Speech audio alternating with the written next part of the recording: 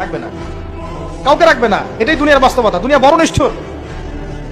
আর এগুলোর বাস্তবতা আপনারা যত দিন যাবে তত দেখবেন, উপলব্ধি করবেন। একদম কাঠামো ভেঙে যাবে প্রিমিক্সিং দিয়ে, হারাম রিজিক দিয়ে, আপনার এই যে অপসংস্কৃতি দিয়ে পরিবারের কাঠামোই ভেঙে যাবে, সমাজের কাঠামো ভেঙে যাবে। মানুষ দেখবেন আত্মহত্যা করে মারা যাবে বেশি বেশি। বাবার খোঁজ নিবে না সন্তান। এই আমাদের আলামত।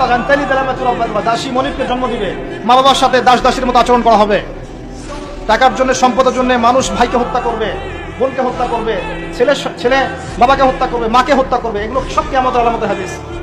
এগুলো আপনি বাস্তবতা মিলিয়ে দেখেন, 100% মিলে যাবে। এগুলো চলছে এখন। এই জায়গায় আমি বলবো আত্মকেন্দ্রিক হন। একটা আয়াত শোনাচ্ছি আপনাকে, আমার খুব পছন্দের একটা আয়াত, এবং আল্লামা তাকি উসমানের নাম শুনেছেন? আমার জানা মতে বিশ্ব বরেণ্য আলেমদের একজন। তিনি একটা গোটা বই লিখেছেন, পুরো বইটাই একটা আয়াতের উপরে। বইটা পড়েন, আপনার কাছে মনে হবে বইটার প্রতিটা কথা আপনার জন্য লেখা হয়েছে। তাসকিয়া, আত্মশুদ্ধি, আত্মশুদ্ধি ও তাসাউফ। ওই বইয়ের প্রথমে টাইটেল, একটা হেডলাইন আয়াত আছে, ইয়া আইয়ুহাল্লাযীনা আমানু, হে মুমিনগণ, আলাইকুম আনফুসাকুম, নিজের নফসের খবর নাও, নিজের নফসের খবর নাও, নিজে ঠিক হও। মান লা ইয়াদুররুকুম মান দাল্লা ইন ইহতাদাইতুম, যারা পথভ্রষ্ট হয়ে যাচ্ছে বা গেছে, এদের পথভ্রষ্টতা তোমাদের কোনো ক্ষতি করবে না যদি তোমরা হেদায়েতের উপর থাকো।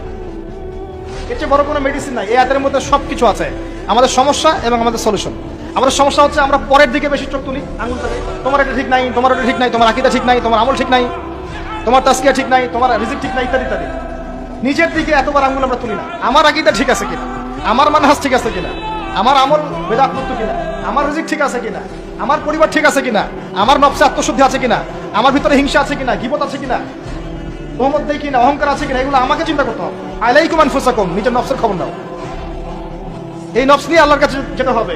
এই একটা আয়াত যদি বুঝে আসে, আপনার প্রবলেম সলভ। এখানে সমস্যা হচ্ছে আমরা আগে মানুষের সংশোধন চাই, কিন্তু আল্লাহ বলছেন আগে নিজেকে সংশোধন করো। নিজে আগে সংশোধিত হও, একটা বাতি থেকে 1000টা বাতি জ্বলবে ইনশাআল্লাহ। নিজেকে সংশোধন করতে না পারলে আমি বাতি চালাতে পারবো না। তো ইভেন এখানে বসে আমি যে কথাগুলো বলছি বা বলবো বা বলা হয়, যারা বলে, তারা নিজেরা যদি সেগুলোর উপর আমল না করে, এই কথার কোনো তাসির হবে না আপনার উপরে। আপনি শুনবেন, এক কান দিয়ে ঢুকবে, এক কান দিয়ে বেরো যাবে, বাসায় গিয়ে ঘুমিয়ে যাবেন। এটা বাস্তবতা। রাসূলুল্লাহ সাল্লাল্লাহু আলাইহি ওয়াসাল্লামের দাওয়াতে এত হিউজ মানুষ ইসলাম কবুল করলো কেন বলেন তো? মূল কারণ কি জানেন? ইসলামের প্রতিটা বিষয়ের উপরে নবী সাল্লাল্লাহু আলাইহি ওয়াসাল্লাম নিজে আগে আমল করে দেখিয়েছেন। এই জন্য তার কথার মধ্যে নূর এবং তাসির এবং বারাকা এত বেশি ছিল যে মানুষের কলিজার মধ্যে কথাগুলো আঘাত করেছে, মানুষ পরিবর্তন হয়েছে।